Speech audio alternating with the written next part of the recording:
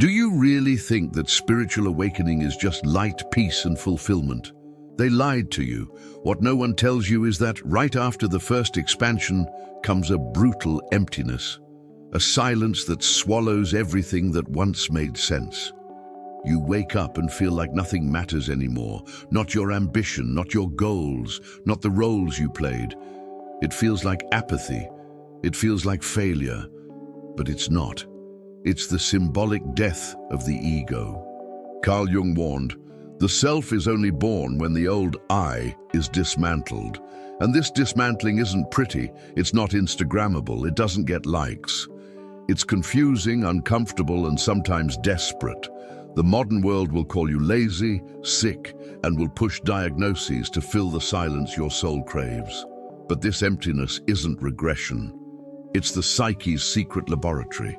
It's counterintuitive, I know. You believed that after awakening you would be enlightened, more motivated, ready to conquer anything. But true awakening strips you of your illusions, shatters the theater of your persona, and leaves you naked before nothingness. It's in this nothingness that true transformation begins. Without this journey, what you call spirituality is nothing more than ego shaming. The secret void is a test.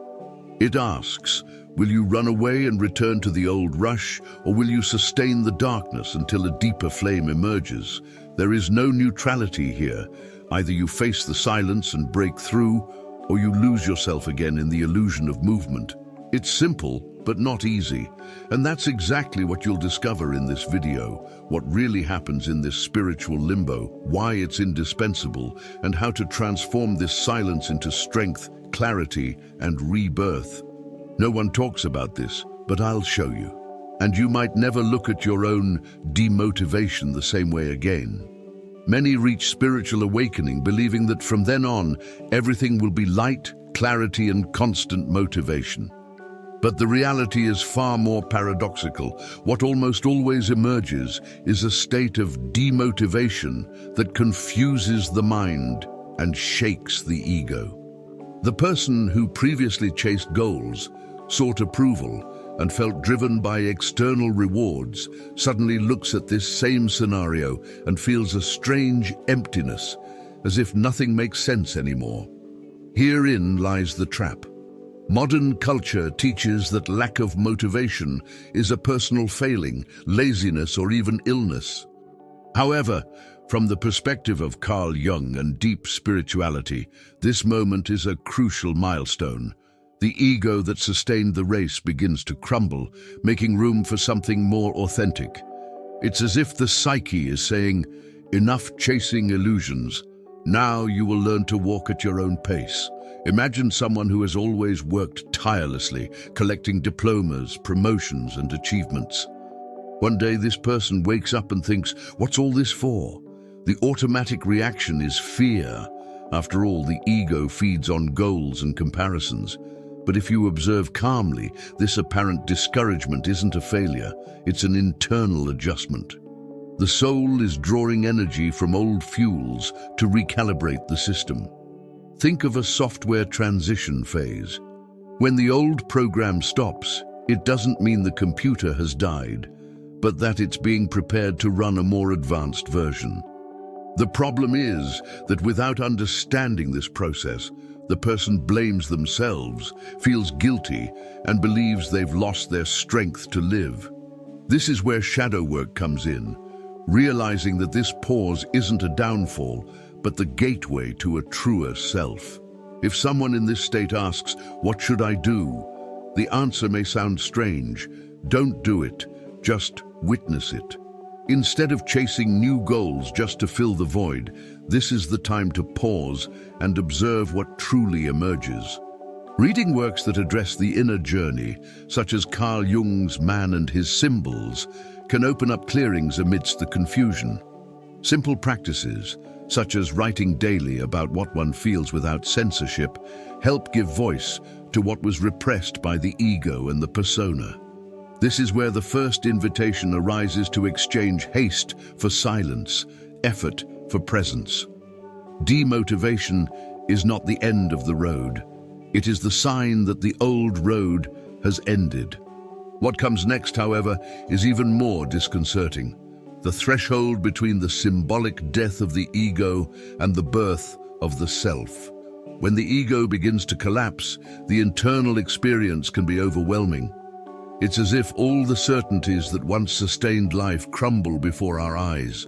What once brought pride, titles, status, recognition, no longer holds the same luster. This collapse is not a failure, but a preparation for something greater, the birth of the self. Carl Jung called this process individuation, the journey in which a human being ceases to be merely a social persona and begins to integrate their shadow, their archetypes, and their deepest truth. In practice, it's the moment when the person feels stripped bare, as if in a room without furniture, where nothing external serves as support. The ego complains, resists, tries to rebuild old sandcastles, but spirituality shows that demolition is the harbinger of a new foundation. This threshold can be compared to crossing a narrow bridge. On one side is the familiar terrain of the ego with its illusions of control. On the other, a new territory, inhabited by the self, which invites us to live in alignment. The challenge is that in the middle of the bridge there are no guarantees. It's the moment when many fear going mad, losing their identity, or never finding meaning again. But this is where the opportunity arises to trust in something greater than logical reasoning. Practices like meditation, voluntary silence, and even solitary walks in nature help sustain the discomfort.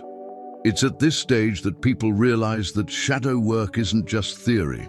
Old wounds emerge, demanding integration. The ego calls this a breakdown, but the soul recognizes it as childbirth. A simple example can illustrate this point. Think of a caterpillar closing itself in its cocoon. From the outside, it appears to be merely immobile, perhaps even dead. Inside, however, it is dissolving to be reborn as a butterfly. This is the collapse of the ego. The caterpillar doesn't know it can fly, but it must trust the dissolution process. Similarly, those undergoing spiritual awakening feel they have lost control, but are being prepared for a new way of existing. It is in this interval that archetypes manifest in dreams, synchronicities, and symbols that point toward the self. And precisely when it seems nothing else is moving, the fertile ground for the next phase is born. The sacred void, the silent pause that is not stagnation, but a profound recalibration of the psyche. After the collapse of the ego, a disconcerting silence arises. It's what many call a sacred void, a holy pause that to those experiencing it feels like inertia.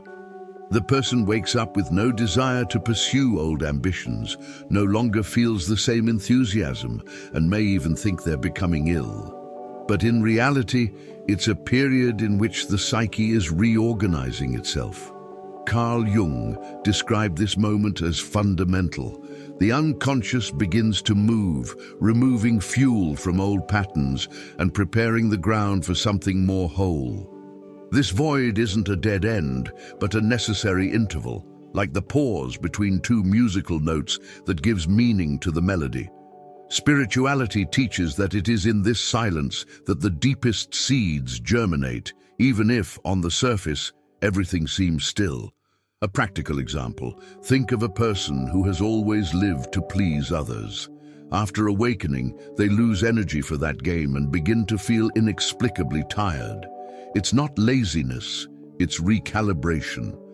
The body and mind need this hiatus to learn a new way of existing.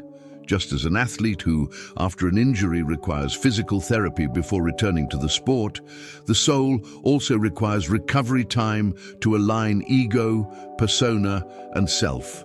During this period, contemplative practices, such as walking slowly, writing about dreams, or simply observing one's breath, help sustain silence. These are not activities to produce immediate results, but rituals to nourish the soul. Here, shadow work insinuates itself. What seemed like inertia reveals hidden memories and emotions, begging for space to be seen. This emptiness can also be mistaken for a loss of purpose, but those who dare to remain within it discover something precious. It's like turning off the engine of a car that has driven miles without rest. The silence of the engine is not a sign of failure, but of care.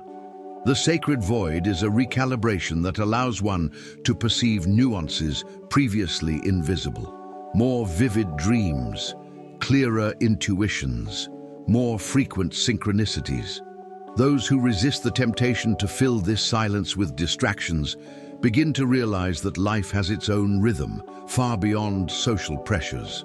It is at this moment that the first fissure in the performative identity appears, the deconstruction of the self that lived on goals, recognition, and endless ambition.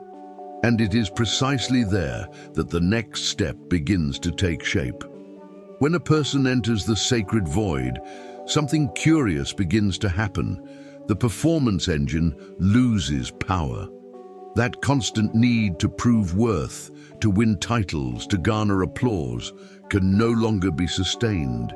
It's as if the fuel that powered the persona's car suddenly ran out.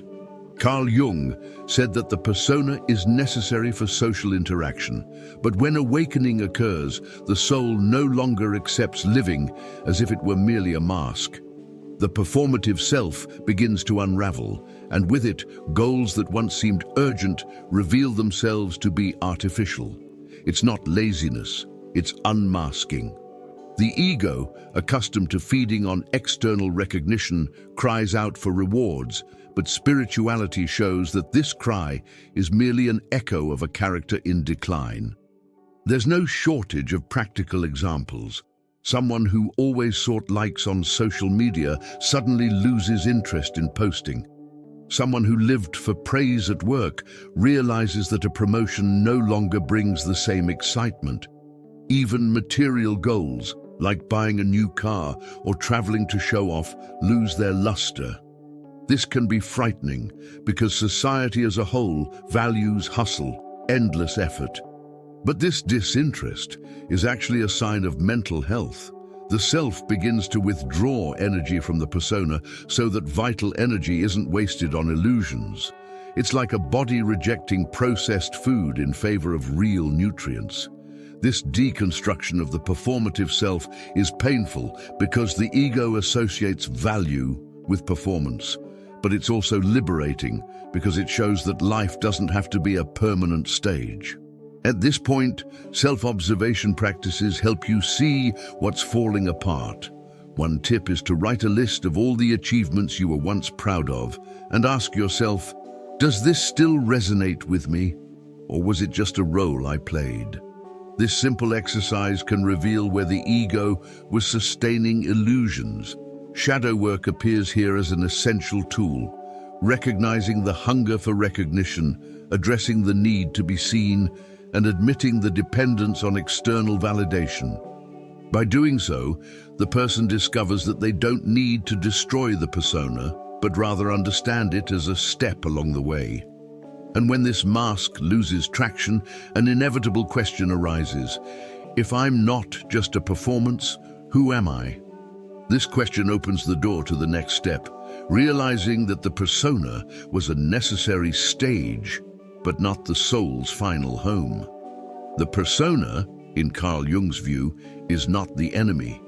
It is a social garment, a role we wear to navigate the world. Early in life, it is essential. It helps us interact, gain space, and understand rules. Without it, we would be like strangers in a land where we don't speak the language. The problem arises when we believe we are merely this mask. Spiritual awakening destabilizes this belief. The persona, which once served as a bridge, becomes a burden. Suddenly, saying what others want to hear, dressing to please, and acting to be accepted no longer fits. The psyche begins to demand authenticity, and that's when discomfort sets in. It's like an actor who, after years of playing the same role, realizes they no longer know who they are offstage. Practical examples illustrate this well. A person who was always the funny one in class may realize that deep down they used humor to hide insecurities. Someone who prided themselves on being the strong one in the family discovers that behind their invulnerable pose there are unseen pains. This is the point where shadow work becomes inevitable, looking at what was behind the mask. It's not about rejecting the persona, but about understanding its function. It was necessary as a uniform, but after awakening, it can no longer support the soul that craves expansion. Spirituality shows that, at this point, there is no turning back. Pretending no longer fits, and continuing to act is psychologically costly. The self demands truth, and the persona, no matter how refined, cannot provide it. Practices like therapeutic writing or even revisiting old photos help you understand how your persona has shaped itself over time. Ask yourself, who was I trying to please at this stage? This exercise can open up a field of awareness about repeated patterns. Shedding the mask isn't about abandoning the world, but about a transition in identity. It's at this point that many feel like they've lost their footing, confusing authenticity with apathy. But this confusion is merely spiritual limbo, a space of silence between the old persona and the new orientation of the self that hasn't yet revealed itself. The next step, though uncomfortable, is to understand that it's not about disinterest in life, but rather a necessary pause before a new way of living takes hold. This point in the journey confuses many people. When the persona falls away and the ego loses traction, the individual enters a state that closely resembles apathy. But make no mistake, it's not a lack of interest in life, it's a spiritual limbo. It's like being between two worlds. The old no longer makes sense and the new hasn't yet shown its face. Carl Jung said that it's in this in-between space that the self begins to whisper. But these whispers aren't loud like the ego's demands. They're discreet, almost inaudible. The person feels directionless, without a map, as if in a dark room waiting for someone to turn on the light. Only in this case, the light doesn't come from outside. It arises from within at the right time. This is where many get lost, because society teaches that lack of motivation is laziness or weakness. But this gap isn't a failure, it's a recalibration. Think of an arrow that needs to be pulled back before being released forward. Spiritual limbo is this invisible pull. It requires patience, confidence, and courage to sustain the void without seeking immediate fulfillment. Practical examples help. Instead of chasing new goals just to silence the discomfort, it's wiser to practice observation rituals. Walk in silence, pay attention to dreams, write down phrases or symbols that appear throughout the day. These small gestures aren't a waste of time. They are antennas tuned to capture the new direction the self begins to indicate. This limbo, in the language of spirituality, is a portal of transition. It's a time to reevaluate what in my current life resonates with who I'm becoming, what is merely an echo of the old performing self. It's not about seeking ready-made answers, but about making room for deeper questions. In this state, uncomfortable emotions also arise: anger, grief, a feeling of emptiness. They're not against you, they're signs that the shadow is demanding recognition. Sustaining this interval is an act of courage, because the ego hates silence. But only those who cross this limbo discover that, deep down, it's a corridor that leads to the heart of the self. And in the next step, this corridor darkens even further. It's Nigredo, the alchemical stage in which everything seems to die so that something more alive can be born. Nigredo, in the language of alchemy that Carl Jung studied so extensively, is the stage of darkening. It's when everything seems to fall apart, when the ego finally surrenders to collapse. The sensation is of being plunged into a dark night of the soul, with no map, no guiding voice, only the weight of silence. Many describe this moment as depression, But there's a subtle difference. Nigredo is not an illness. It's an initiatory process. It's as if the psyche throws out all the furniture in a house to rebuild it from scratch. Certainties crumble, old desires make no sense, and even words of comfort seem shallow. But this darkening is not punishment. It is the secret laboratory where the self begins to prepare to emerge. Those who go through Nigredo feel like they've lost their identity. It's common to wake up and wonder, who am I now? The ego, which has always been sustained by performance and persona, finds itself without support. It's like a computer being rebooted. During the black screen, nothing works, but something bigger is happening behind it. At this stage, dense emotions emerge with force: sadness, anger, fear. Shadow work shows that these emotions are not enemies, but messages. Each anger is a call to rethink boundaries. Each sadness is an invitation to let go of attachments. Each fear is a sign of transformation. Spirituality teaches that at this point, there's no point in running toward artificial light. One must endure the darkness until genuine light emerges. Concrete examples help us understand. One person may lose a job and feel like life is over, when in fact, it's the soul dismantling structures that no longer serve. Another may see friendships dissolving and interpret it as abandonment, but it's simply space being opened for new bonds aligned with the self. In Nigredo, everything false is burned away in the fire of the unconscious, and although it hurts, this process has a secret beauty. Only those who experience this darkening discover the silent strength that emerges when nothing remains but the essence.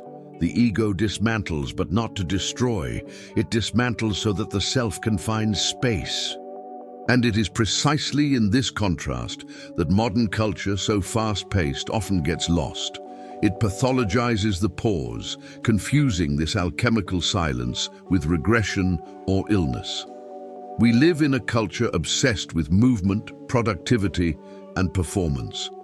From an early age, we learn that stopping is synonymous with failure, and that someone's worth is measured by their ability to produce without rest.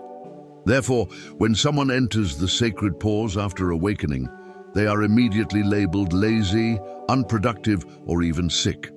Carl Jung warned that this reductionist perspective kills spirituality because it confuses the silence of the psyche with regression. In truth, the pause is not a retreat, it is a recalibration. But society, blinded by the collective ego, fails to recognize the value of emptiness. Thus, instead of respecting the soul's time, it creates diagnoses, pressures for remedies, and demands results. Silence, then, ceases to be seen as a space for healing and becomes treated as a failure. Everyday examples illustrate this. A student who decides to take a break from college to listen to their inner voice is seen as lost. A professional who asks for time to reorganize their life is judged as lacking ambition. Even those who seriously pursue spiritual practices or shadow work are often labeled disconnected from reality. Modern culture fails to understand that the psyche needs breaks to metabolize experiences. It's like sleep. If we don't sleep, we go crazy. But paradoxically, we don't value the rest of the soul. This misconception generates guilt because the person believes they are regressing when in fact they are going through a necessary stage of individuation. What is called regression from a Jungian perspective may be precisely the moment when the self prepares to be born. This cultural conditioning is so strong that many try to fill the void at any cost. They rush into new courses, accumulate tasks, seek distractions, all to avoid appearing stagnant. But this haste only prolongs the suffering. Pause is not regression, it is alchemy, the invisible fire that burns away the old and prepares the new. And if modern culture were wiser, it would learn to value this space as much as it values goals and achievements. This is why spirituality needs to reclaim this teaching. Silence is not a disease, it is medicine. And understanding this difference paves the way for a crucial point, distinguishing what is truly clinical depression from what is simply the withdrawal of the soul from a life that no longer resonates. Clarity is crucial here because confusion is common and dangerous. Clinical depression is a serious medical condition linked to chemical imbalances, trauma, and multiple factors that require therapeutic and often psychiatric monitoring. The withdrawal of the soul from a life that doesn't resonate is another phenomenon. It's not an illness, it's a spiritual sign. Carl Jung said that the soul withdraws when it no longer finds a home in the lifestyle the ego has constructed.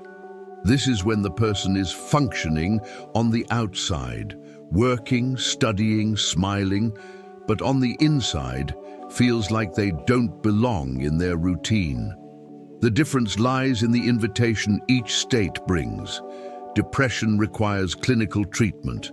The withdrawal of the soul calls for an existential review, a dive into spirituality, shadow work, and listening to the archetypes that move in the unconscious. An example helps to visualize. Imagine someone who works in a well-paying job, but who, with each passing day, feels emptier and more distant from themselves. It's not that the brain is sick, it's that the soul doesn't recognize purpose in that situation. This is different from being unable to get out of bed because of deep and persistent sadness, typical of clinical depression. When the soul withdraws, discomfort appears as an invitation to change. Change your environment, reevaluate your relationships, seek spiritual practices, or simply allow yourself to pause.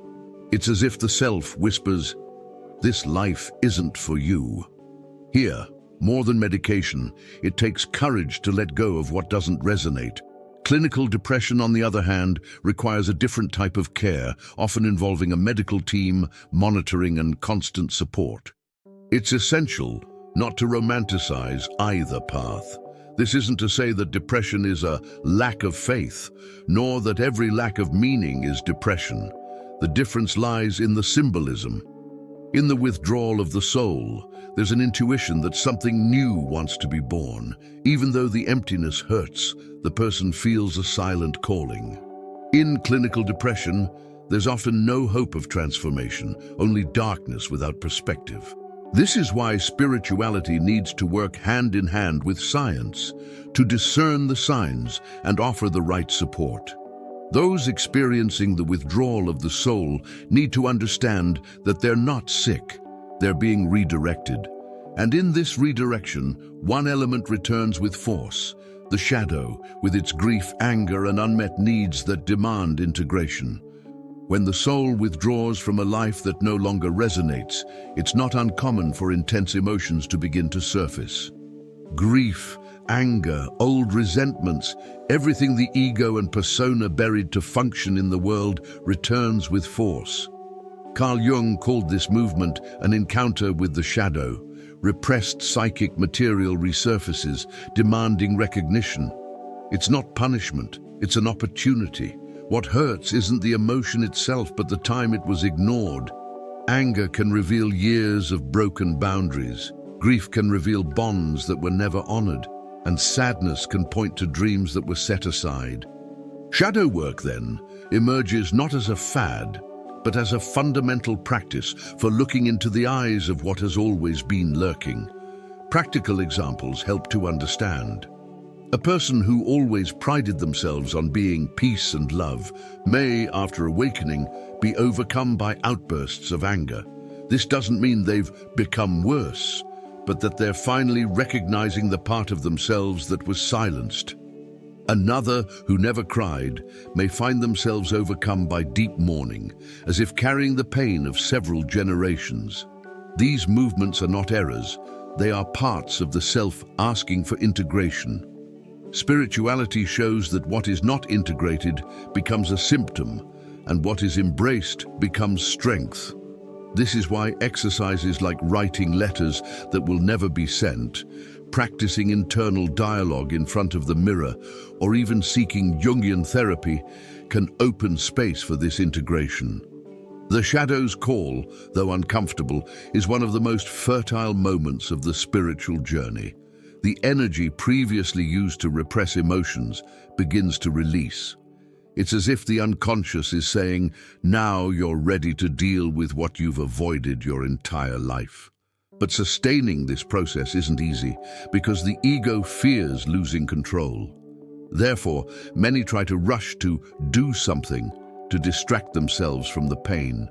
However, the real work isn't in running away, but in staying. This is the beginning of the real work. Surrender and witness, the courage not to fill the silence with rushing, but to sustain the feeling until it reveals its message. The biggest mistake made by those who enter this stage is believing they need to quickly solve what they're feeling. The ego, accustomed to fixing, controlling, and managing, tries to turn the process into just another task on a checklist. But the real work isn't acting, it's surrendering. Carl Jung reminded us that the self can't be forced, only witnessed. Here, spirituality shows its most uncomfortable side. It's not about chasing external solutions, but about sustaining the internal storm until it reveals what needs to be revealed. This sustaining feeling is like holding a lit candle in the wind. It requires presence, patience, and trust that the flame won't go out on its own. Everyday examples make this clear. Someone experiencing deep sadness might try to fill it with TV shows, parties, or overwork. But if you dare to just sit in silence and breathe, you'll realize that sadness has a voice, a story to tell. Someone carrying anger might want to vent it in arguments, but if you decide to write down everything you feel without censorship, you might uncover old memories that cry out for release. Shadow work at this point isn't a theoretical exercise, it's a living practice, the act of witnessing each emotion without judgment. This is the real work, stopping running from yourself. It's not easy, because everything in our culture screams to fill the void.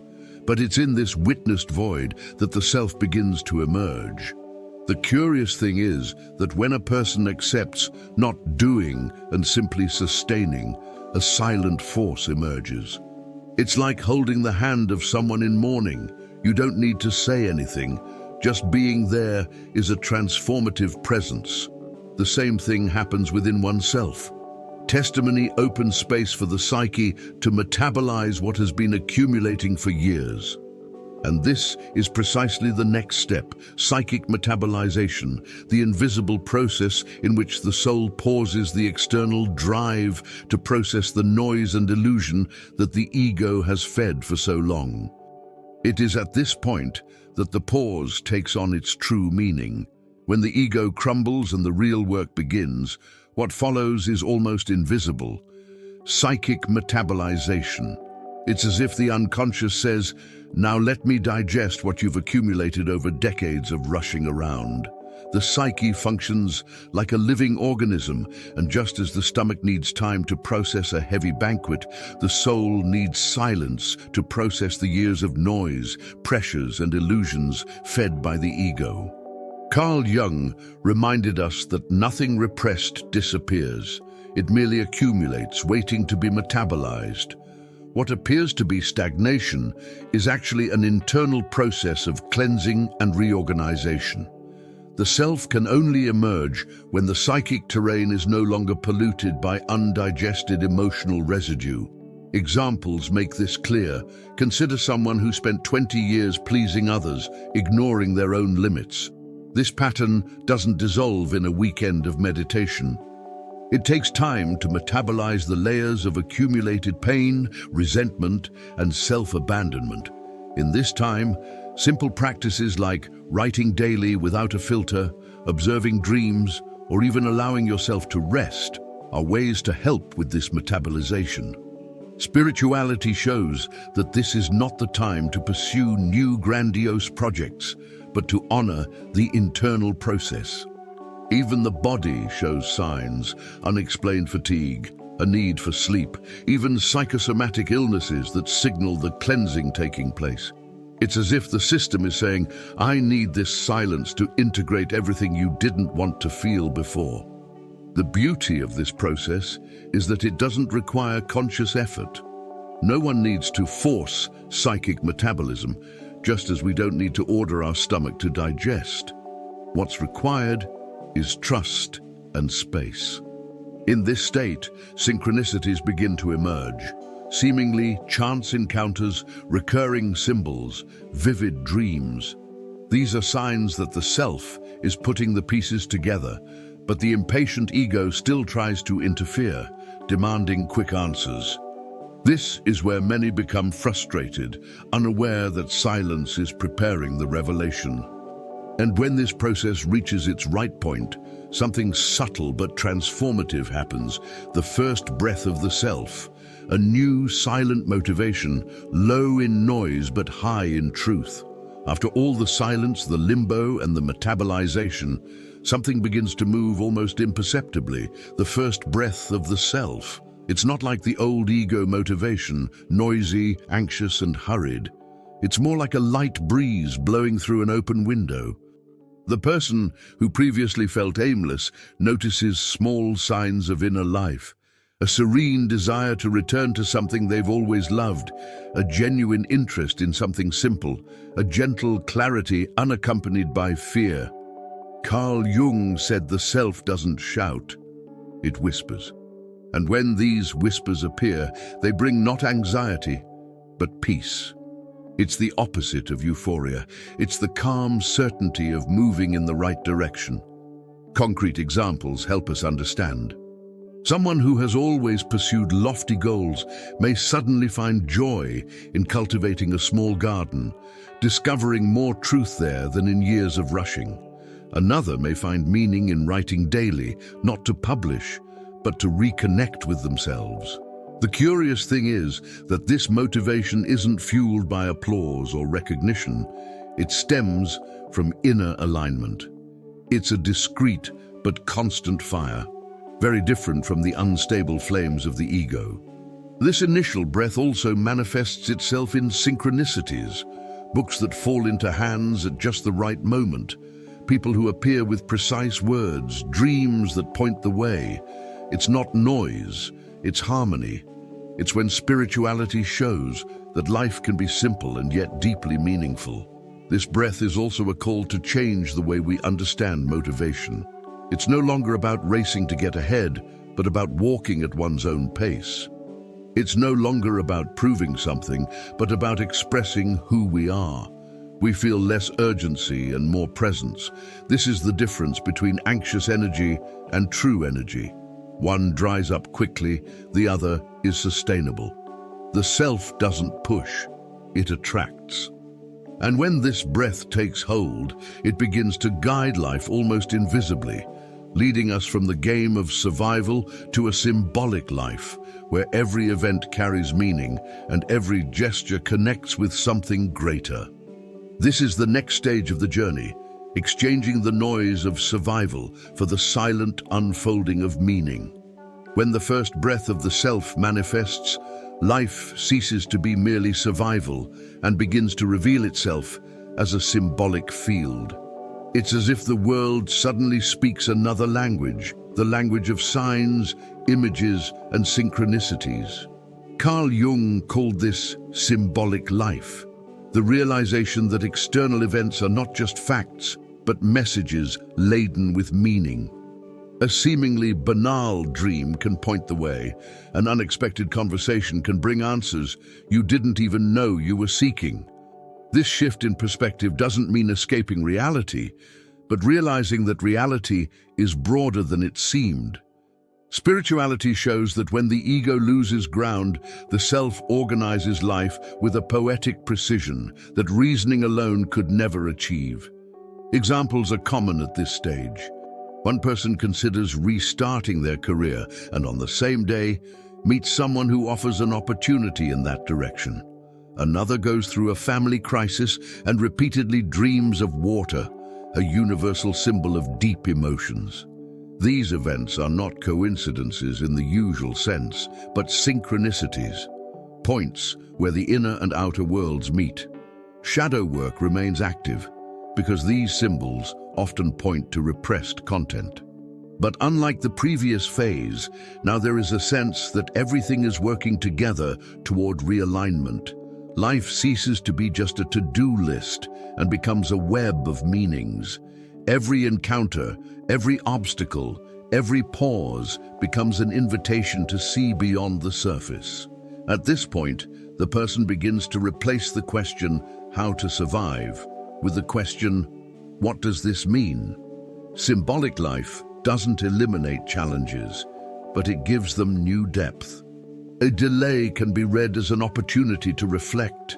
A loss can reveal the archetype of rebirth. A silence can show that the self is asking to be heard. This way of living shifts energy. The anxiety of always rushing leaves, and trust in the inner rhythm enters. This is where the next movement arises, exchanging the hustle, the rush of the ego, for an aligned response, where actions are not dictated by fear of loss, but by clarity of purpose when the right time arrives. One of the biggest shocks after awakening is realizing that the constant rush, the infamous hustle, no longer makes sense. Before, the ego fed on haste, comparison, and the fear of falling behind. FOMO, fear of missing out, dictated the steps. If I don't do it now, I'll miss the opportunity. But when the self begins to guide, the logic shifts. Action ceases to be driven by anxiety and begins to emerge from a place of clarity. It's like an archer who doesn't shoot arrows haphazardly. He waits for the target to align, takes a deep breath, and only then releases the string. This waiting isn't passivity, it's spiritual strategy. Carl Jung said that individuation isn't about speed, but about precision, acting at the moment when the action resonates with inner truth. Practical examples help fix this. One person might receive several job offers and instead of rushing to accept the highest paying one, decide to wait until they feel which one truly connects with their purpose. Another might stop saying yes to every social invitation just to avoid appearing distant and choose to be present only where their soul feels nourished.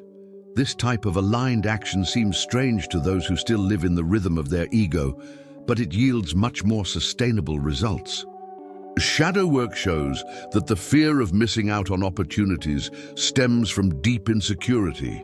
By overcoming this fear, the person discovers that they don't need to be everywhere at once. They just need to be in the right place at the right time. This shift in logic completely transforms the way we live. The individual ceases to be a puppet of time and becomes its ally. They understand that every silence has a purpose, that every pause is part of the alignment. Spirituality teaches that there is no need to compete for space when the self guides. What is true does not need to be forced. This does not mean complacency, but lucid action, devoid of noise. And it is precisely here that the energy begins to shift.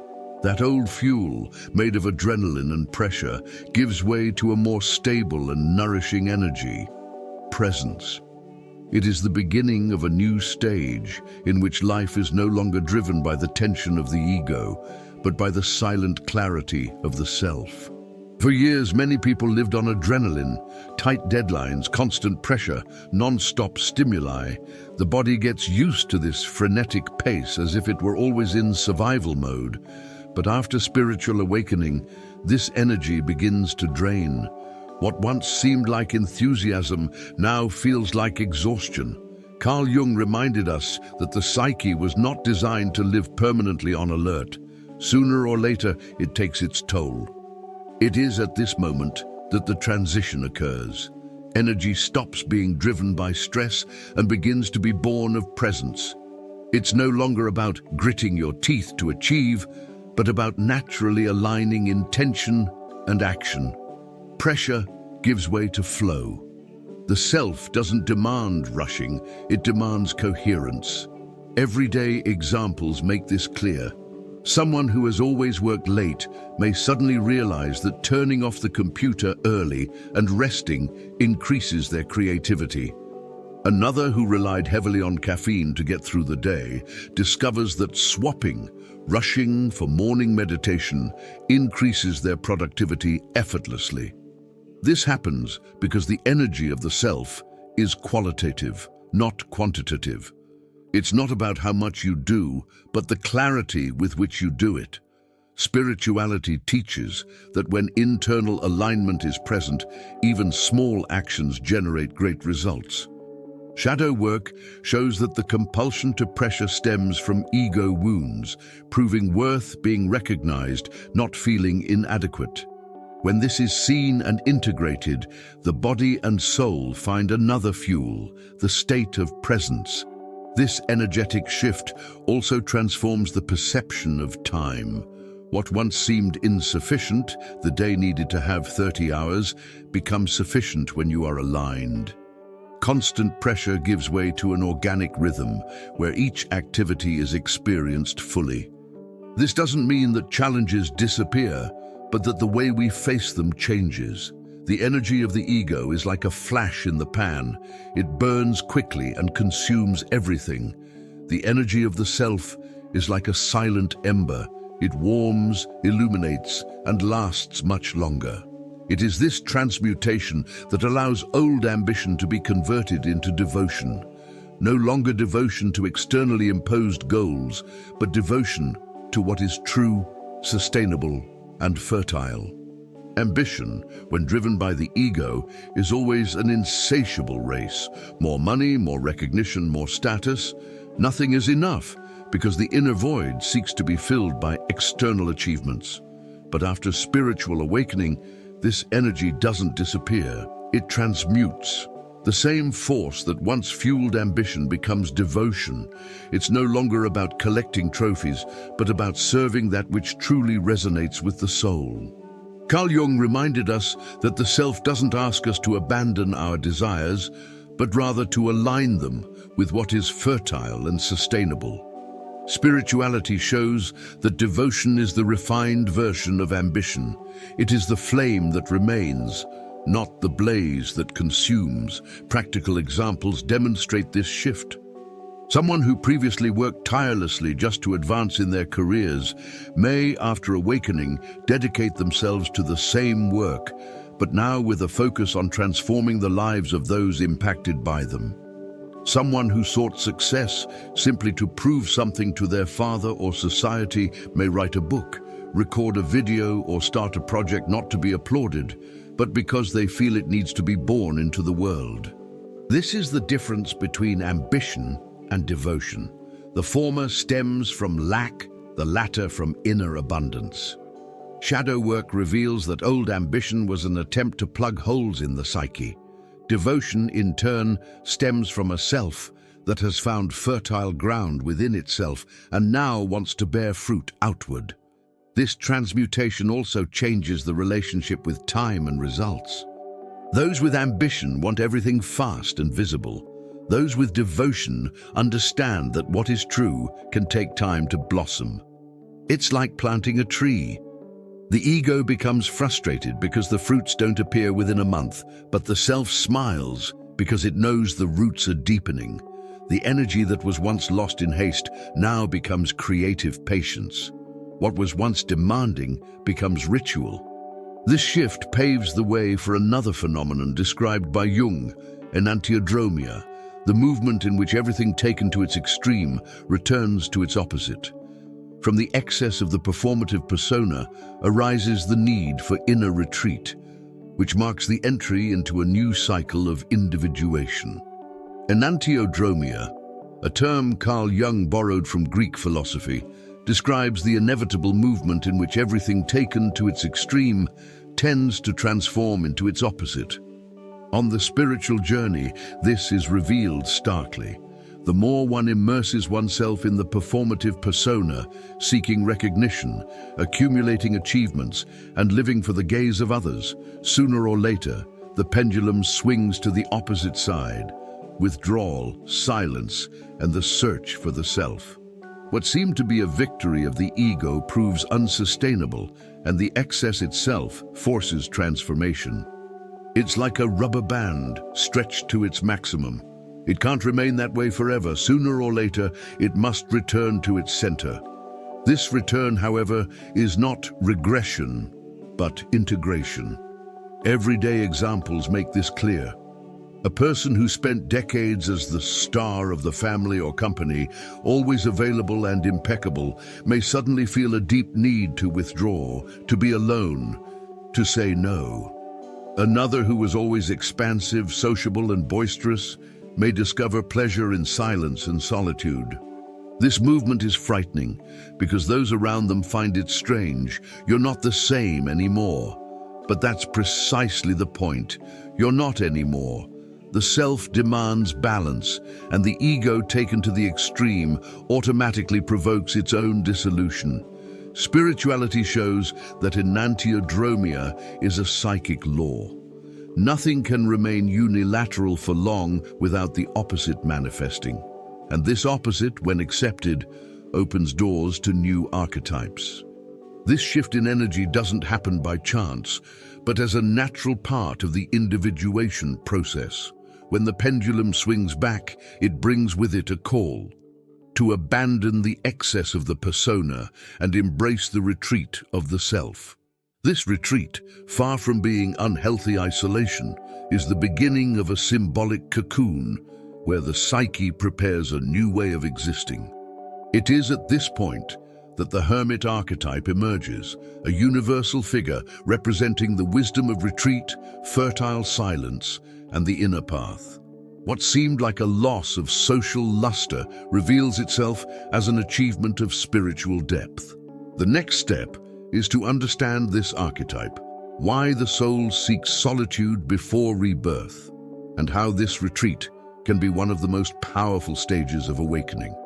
When the pendulum of enantiodromia leads to retreat, the archetype that emerges is that of the hermit.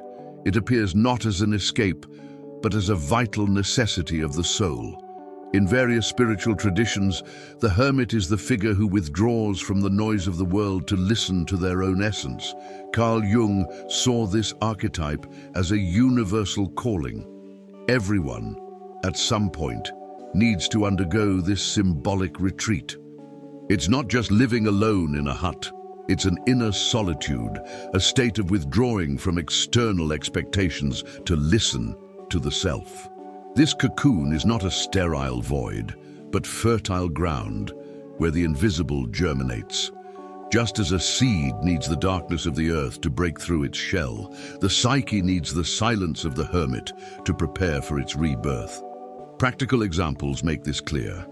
Someone who has always been in the spotlight may feel a sudden desire to reduce their social media presence, preferring to write in a private journal. Another, accustomed to parties and crowds, may discover pleasure in solitary walks in nature or quiet afternoons reading. This archetype doesn't call for permanent isolation, but rather a cycle of separation that provides space to metabolize experiences. Spirituality teaches that without this cocoon, rebirth cannot occur. Shadow work also manifests itself here. In solitude, inner voices become more audible, including unintegrated wounds and pain. And it is in this deep listening that the self begins to reorganize the psyche, preparing for its return. This archetype is often misinterpreted by modern culture, which associates solitude with failure or weakness. But in truth, the hermit represents spiritual maturity, the ability to say no to noise in order to say yes to what is essential. He is the guardian of the inner lantern, which illuminates not only one's own path, but in the future, the paths of others. This retreat is not a loss, but an investment. It is in the silence of the cocoon that one gains clarity about what is true and what is merely performance. And upon emerging from this cycle, one returns to the world with a different yardstick, no longer measuring life by applause or numbers, but by a deeper criterion of truth. This criterion guides the next stage of the journey, learning to say no when yes is expected, creating without an audience, and choosing peace over performance. After traversing the hermit archetype, the soul returns to the world with a new compass, the criterion of truth. Previously, the ego and the persona lived to please, saying yes, even when the heart screamed no. But the self does not negotiate with falsehood. Here arises the courage to refuse invitations that don't resonate, even if everyone expects your presence. It is also the time to create without depending on an audience. Write a text that may never be published, paint a picture without posting it on Instagram, speak only because there is something true to say. Carl Jung would say that this is the point at which the individual stops living for performance and begins to live for peace. The new criterion is not approval, but inner coherence. Practical examples make this palpable. Imagine someone who always said yes at work, piling on tasks just to be seen as responsible. After awakening, this same person starts turning down projects that don't reflect their purpose. Or an artist who previously guided themselves by algorithms but now decides to compose music that speaks to their soul, even if it doesn't go viral. This is the true criterion, peace over performance. Spirituality shows that when motivation comes from the self, creation doesn't need external validation to be valuable. Shadow work remains present because saying no activates old fears. Fear of rejection, abandonment, and unloved. But overcoming these fears is precisely what cements new inner strength. This criterion also reveals itself in everyday life in subtle ways. It could be in the choice to turn off your phone to be present at a dinner, instead of giving in to the urge to prove importance online. Or in the decision to prioritize silence and rest, even if it seems unproductive in the eyes of society. These simple gestures are silent revolutions, signs that the self now guides choices. And by living this way, one begins to hear life differently. The question is no longer what is the plan, but what calls me. This shift opens the next chapter of the journey, learning to listen to the signs of existence as a living language, instead of following rigid plans dictated by the ego. One of the biggest changes after awakening is exchanging the obsession with rigid plans for the practice of listening to life. The ego always wants control, defined goals, clear steps, guarantees of success. But the self works with a different logic. It communicates through signs, intuitions, and small calls that don't fit into timetables. Instead of asking, "What's the plan?" the soul learns to ask, "What's calling me?" It's a subtle but powerful shift. Carl Jung said that life has its own intelligence, and when we listen carefully, we realize that the unconscious speaks through symbols, dreams, and synchronicities. It's not about passivity, but about fine-tuning our listening. It's like swapping a GPS for an internal compass. The path isn't completely mapped out, but the direction is clear. Everyday examples show how this works. A person may be exhausted from their job, but instead of asking, "What's the next position I should pursue?" they ask, "What really calls me now?" Perhaps the answer comes as a desire to study art, or a desire to help people, even if it doesn't make sense to the ego. Another example. Instead of meticulously planning every step of a relationship, someone learns to listen to the rhythm of the bond, respecting the other person's time and their own. This practice of listening to life is also spirituality in action, because it restores trust in the flow. Shadow work helps here, as it shows how attachment to control stems from old wounds. Releasing control, then, is an act of healing. This new way of asking radically shifts energy. Instead of anxiety about having everything defined, there emerges openness to the unexpected. The person becomes more sensitive to small signs, an inspiring conversation, a book that appears at just the right moment, a dream that insists on repeating a symbol. It is in this listening that the self manifests. It's not about following rules, but about responding to the call that resonates. This practice requires trust because the ego doesn't like living without a script. But those who learn to listen to life discover that it is wiser than any human plan. And this listening, in turn, connects to the next step, increasingly trusting the inner compass, where dreams, intuitions, and signs become the living language of the soul. Once a person learns to exchange plans for callings, the need arises to trust something even more subtle, the inner compass. Carl Jung said that dreams are the language of the soul, messages the unconscious sends when the ego finally falls silent. Intuitions, seemingly small signs, and even synchronicities fulfill the same function, guiding from within. The problem is that the ego doesn't trust this compass because it doesn't come with rational proof or immediate guarantees. Spirituality teaches, however, that following the soul requires precisely this leap of trust. It's like sailing at night, guided by the stars. There may be no maps, but there's an entire sky pointing the way. Examples illustrate this movement well. A person may have a repetitive dream about water without understanding its immediate meaning, but if they pay attention, they will realize that their emotional life requires integration. Another may feel a clear intuition not to accept a certain proposal, even if their ego screams for apparent advantages, and later discover that this refusal protected them from something harmful.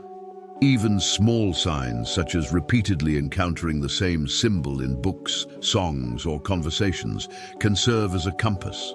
Shadow work aids this process because it shows that the ego often blocks these perceptions for fear of losing control.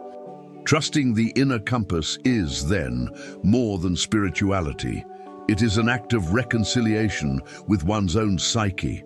This confidence doesn't come overnight. It's cultivated through practice, with simple exercises like writing down dreams every morning, meditating on recurring symbols, or even observing seemingly small intuitions, like calling someone for no reason. Gradually, one realizes that life speaks in code, and that this code becomes clearer the more one trusts it. This inner compass never shouts, it whispers. But when listening deepens, clarity becomes impossible to ignore. And this is the perfect terrain for the next step of the journey. Understanding that this plunge into darkness should not be avoided. On the contrary, the clinical and spiritual instruction is clear. Don't run from the dark, because shadow work is the foundation of all true transformation.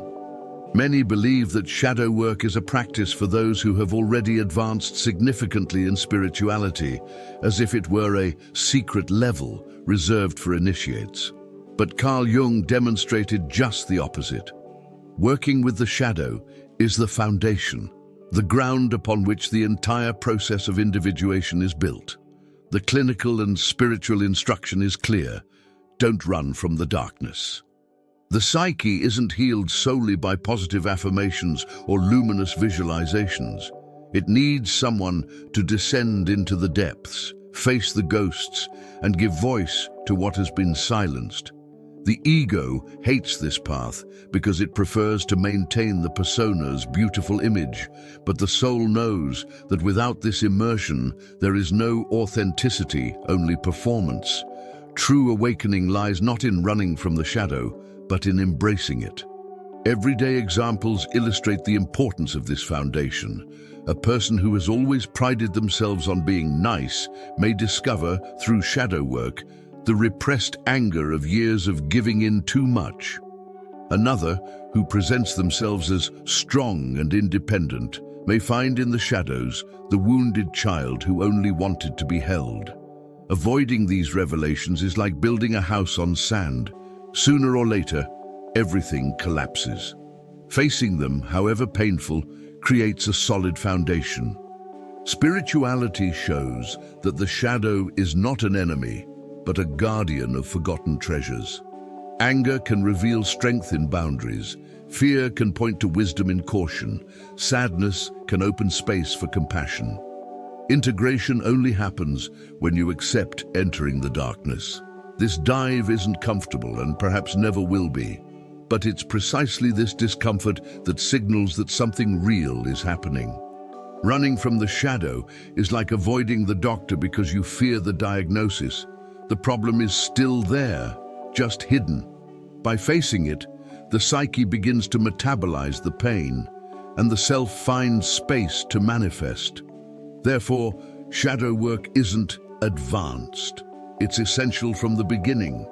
Without it, any spiritual practice risks becoming an escape, anesthesia, or spectacle. Those who have the courage to traverse the darkness discover that they don't need to erase the ego, but to refine it and align it with the self. This is precisely the next stage of the journey. Understanding that integration doesn't require annihilation, but a harmonious union between ego and self. One of the great misconceptions in modern spirituality is the belief that the ego must be destroyed. This view, besides being naive, is dangerous. Carl Jung taught us that the ego is not the enemy, but a necessary function of consciousness. The problem arises when it becomes a tyrant, taking the place of the self. Individuation does not require erasing the ego, but refining it, aligning it with the greater center of the psyche. It is like a horse. If left loose, it runs aimlessly. If tied, it becomes sick, but if well led, it can take its rider much further. The ego must learn to serve the self, not replace it. The process is one of integration, not annihilation, and it is in this balance that true spiritual maturity flourishes. Practical examples make this clear. Someone who tries to kill the ego may end up neglecting their identity, their limits, and even their health. Those who understand integration, however, use the ego as a tool to express themselves at work, to sustain relationships, to carry out projects that have real value. The self guides the direction, and the ego executes. It's like an orchestra. The self is the conductor, the ego is just one of the instruments. When it tries to conduct alone, it generates noise, but when it obeys the baton, it creates harmony. Spirituality shows that the refined ego doesn't disappear, it becomes transparent, serving what is greater. Shadow work is the process that prepares for this refinement as it reveals the distortions that impede this cooperation. This integration also changes the way we live in the world. People no longer feel the need to constantly prove their worth, but neither do they deny their practical importance. A refined ego allows us to express ideas, maintain boundaries, and defend our choices. The self ensures that these actions are not guided by vanity or fear, but by coherence. This is where life ceases to be an endless checklist of achievements and begins to have an organic rhythm, closer to expression than proof. The transition is clear, less showing the world, more manifesting who I am. And this new stance paves the way for another essential movement, abandoning the rigid control of external planning and learning to live at a more organic pace, where life reveals itself step by step. The ego loves lists. For it, life only makes sense when there's a roadmap: diploma, job, marriage, home ownership, retirement. Each achievement crossed off the checklist serves as nourishment for the persona, which needs to show results. But after awakening, this model begins to crumble. The self no longer works with rigid goals, but with organic expression. Life ceases to be a resume and becomes a work in progress. Carl Jung reminded us that individuation is about becoming who one is, not meeting external standards. The great shift is here. It's no longer about proving worth, but expressing truth. The checklist is linear. The self is circular, fluid, full of symbols and synchronicities. The organic rhythm cannot be timed, only experienced. Practical examples make this clear. Someone who has always planned every step of their career may suddenly open themselves up to projects that arise spontaneously and discover that they bring more meaning than years of calculated effort. Another may stop seeking ideal relationships and by simply expressing themselves authentically, attract deeper connections. This is the power of organic rhythm. Life responds to what is true, not what is forced. Spirituality teaches that expressing is allowing the soul to speak through actions, while proving is simply meeting the other's expectations. Shadow work helps here, showing how the impulse to prove arises from wounds of rejection and fear of not being enough. By seeing this, expression gains space. This transition also alters the perception of success.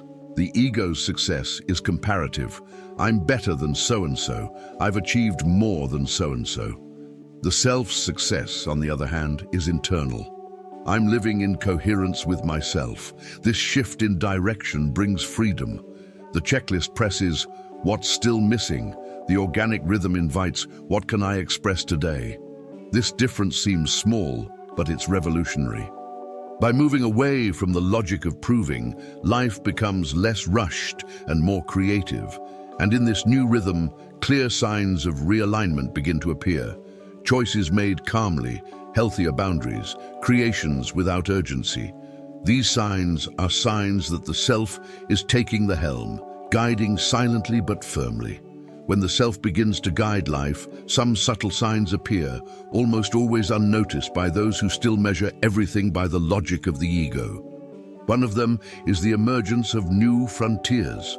The person who previously said yes to everything now feels comfortable saying no without guilt. Another sign is a calmness in choices. There is no longer a rush to decide, because there is no longer a fear of missing opportunities. Creation also transforms. Instead of rushing to produce and showcase, expression emerges in its own time, without urgency. Carl Jung said that these signs are not external achievements, but indications that the self is gaining ground. It's like noticing a change in the internal climate. The air becomes lighter, even if the external world remains chaotic. Practical examples make this clear. Someone who always accepted social invitations out of fear of rejection begins to prioritize nights of rest or solitude without feeling wrong. Another, who previously made impulsive decisions to please or compete, begins to calmly evaluate what truly makes sense. Even in artistic or professional creation, the pace changes. Instead of rushing projects to be seen, the person allows themselves to mature ideas until they are ready. This realignment shows that the ego no longer rules alone. Shadow work helps this process by revealing old patterns that sustained haste and guilt. When these patterns are integrated, the self can bring about clearer, more deeply rooted choices. These signs can also be observed in everyday energy. The body no longer exhausts itself with simple tasks because the pressure decreases. The mind becomes less noisy because it no longer needs to justify every decision. The heart finds a more stable rhythm, guided by coherence, not anxiety. These are signs that life begins to be rebuilt on a new foundation. And in this process, an inevitable phenomenon occurs. The old fire, driven by adrenaline and the need to prove itself, begins to die out. But it doesn't fade in vain. It burns only to make room for a deeper, quieter, and more stable flame, which sustains the path of the self. At the beginning of the journey, the ego moved with an intense fire, adrenaline, rush, urgency. This fire seemed infinitely powerful, but it was unstable, consumed quickly, and left ashes. After awakening, this ancient fire begins to die out, and many panic, believing they have lost the energy to live.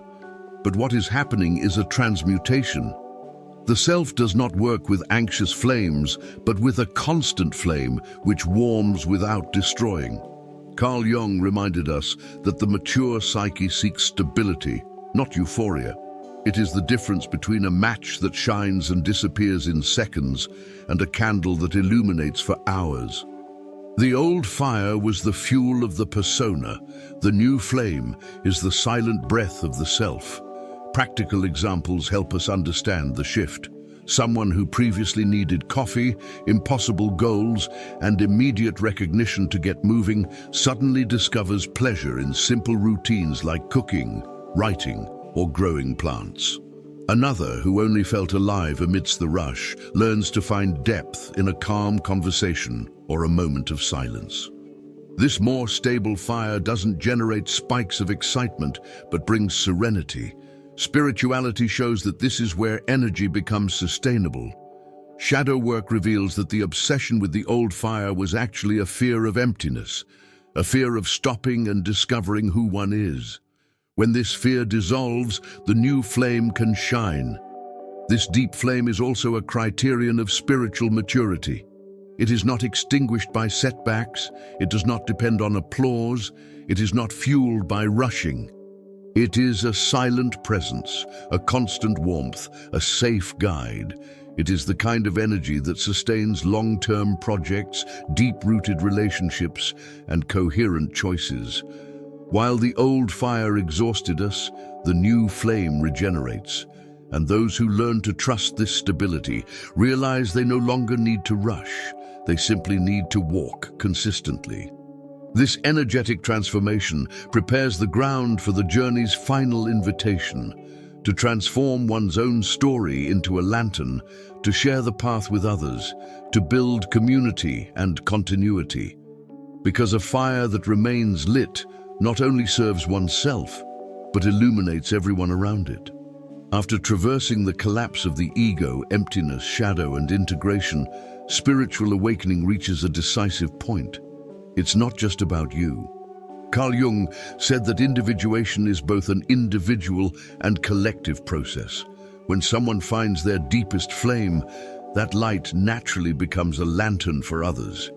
Telling one's story isn't vanity, it's service.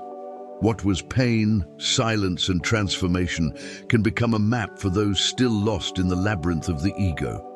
Spirituality shows that there's no point in keeping the fire to oneself.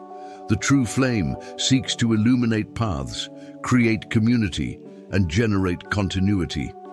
The journey's final invitation is this: transform experience into sharing.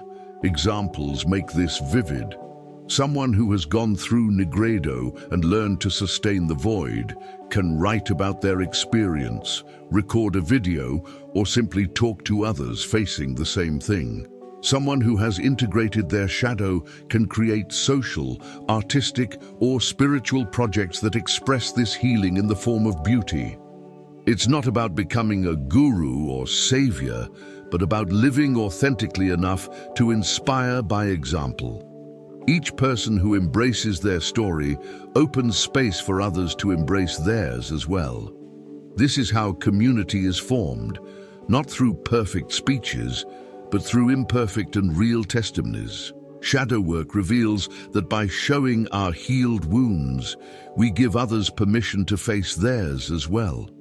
This continuity is what prevents the spiritual journey from becoming selfish. The self is not just individual, it is collective. By blossoming in one, it benefits all. The final invitation is simple yet profound. Don't hold back your light. Tell your story, share your learnings, sustain the flame that others still seek to ignite. It doesn't have to be grandiose, just be true. This act of sharing closes one cycle and opens another. Because awakening has no endpoint, it is a continuous journey. And it is in this movement of offering light that the true reward is discovered, the peace of living in coherence and the joy of seeing the flame multiply in other hearts. So tell me, how long will you run away from the emptiness that your soul insists on showing? How long will you call laziness what is actually the self trying to be born within you? How many times will you still prefer to chase empty goals just to avoid facing the silence that reveals who you really are?